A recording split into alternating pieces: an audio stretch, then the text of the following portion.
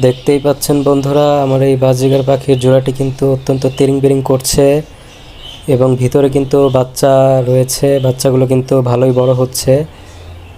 দেখতেই পাচ্ছেন আমার এই ফিমেলটা কিন্তু বাচ্চার হাড়ির মধ্যেই রয়েছে এবং সে কিন্তু বাচ্চাগুলোকে খাবার খাওয়াচ্ছে। বাচ্চা খাওয়াতে পটু আমার এই বাজরিগার পাখির জোড়াটি। দেখতেই পাচ্ছেন ফিমেলটা কিন্তু অতি যত্ন সহকারে একটা বাচ্চাকে খাওয়াচ্ছে।